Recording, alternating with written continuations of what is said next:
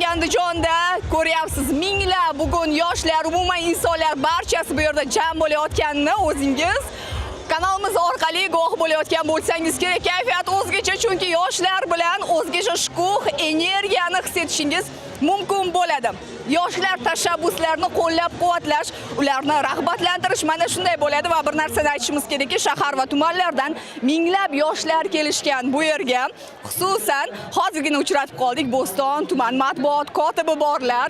Bilsada meni kayfiyatlar qanday? Kayfiyatlar zo'r. Juda ko'tarinki ruhda o'tyapti yoshlar festivali, yoshlar kuni. San'atkorlardan tortib atmosferagacha yondiryapti hozirda. Bizda ham jo'shqinlik, shiddat, barchasi bor hozirda. Bo'ston tumanidan 2000 dan oshiq yoshlar tashrif buyurdi bu yerga keldi. Albatta biz ham tuman hokimimiz boshchiligida ko'tarinki kayfiyatda viloyat bayramimizni zo'r kayfiyatda o'tkazishga harakat qilib, hozirda biz ham bahramand bo'lib konsertlardan yuribmiz. Bir narsani aytish kerak edi. Hozir 2000 dan ortiq yoshlar deyapsiz-da, o'zlari xohlab, o'zlari istashib kelishgan bo'lsalar kerak. Menimcha, ertalabki o'sha marafonda ham ishtirok etishgan menimcha. Albatta, marafonga ham 400 dan 200 danmi ortiq yoshlarimiz keldi, faol qatnashdi, sovrinlarni qo'lga kiritishdi. Undan tashqari esa biz 2000 dan ortiq yoshlarni ham olib keldik. U marafonga qatnashgan yoshlarimizdan tashqari, tumanimizdan. Albatta, hammasi o'zlarining tashabbuslari bilan chiqdi. O'zlari tashabbuslari bilan chiqib bepul avtobuslarda Bobur shahriga yetib kelishdi. Endi menimcha har bir hududda yoshlar qo'llab-quvvatlanyapti-da, ular rag'batlantiryapti, chunki ular kelajagimiz egalari sanaladi. Xuddi shunday biz tumanda ham bu miqyosda jadal ishlar yo'lga qo'yilmoqda. Masalan, xususan o'zim ham yoshman. Albatta tuman hokimimiz yosh bo'lishimga qaramasdan ishonch bildirgan holda, yoshlar kelajagimiz degan holda meni ham o'zlarining oldilariga olib, ishlar, tajribalar o'rgatmoqda, bilimlar bermoqda va men qatori barcha tengdoshlarim ham tuman hokimliklarida, barcha tashkilotlarda faoliyat yuritib kelmoqda. Ular qo'llab-quvvatlanyapti.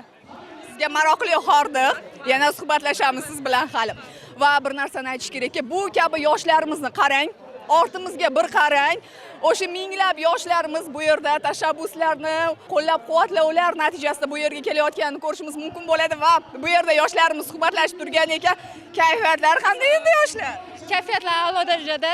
Bayramimiz yuqori kayfiyatda boshlanmoqda. Hammaga, tashkilotchilarga, ayniqsa Andijon viloyat hokimligiga ko'pdan ko'p minnatdorchiligimizni bildirib qolamiz. Barchaga bayram muborak bo'lsin. Qayerdan keldinglar? Andijon shahri, Andijon davlat texnika instituti talabalarimiz. Talabalar ham bugun faol ekanda? Albatta. Biz bugun yuqori kayfiyatda yoshlar kuniga tayyor bo'lib keldik albatta.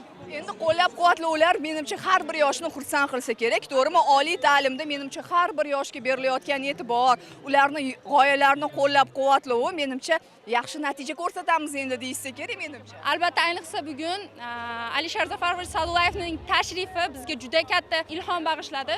Bunday tashriflar ko'plab bo'lib o'tishi tarafdorimiz. Biz yoshlarga juda ham katta motivatsiya bo'ldi. Kelajakda albatta O'zbekiston, yangi O'zbekiston poydevori bo'lishimizga biz albatta va'da bera olamiz. Andijon yoshlari va'da beradi. Charchamaymiz. Rahmat kattakon. Ko'ryapsiz, Andijon yoshlari va'da berishyapti. Ortimizda ham ana shunday yoshlar va konsert dasturi boshlanish arafasida bir necha o'sha daqiqalardan so'ng asosiy bayroqlarni ko'ryapsizmi? Qanaqangi insonga shukuh beradi. Bir necha daqiqalardan so'ng ortimizdagi ana shu katta ekranlarda siz taniqli san'atkorlarni, poytaxtdan kelgan san'atkorlarni chiqishlarini maroq bilan tomosha qilishingiz mumkin bo'ladi. Buni esa Andijon viloyat teleradio kanalida jonli efirlarda siz guvohi bo'lishingiz mumkin bo'ladi.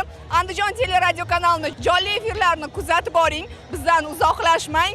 Ushbu qaynoq, haroratli lahzalarni sizlarga jonli efirlarda taqdim etishga harakat qilamiz.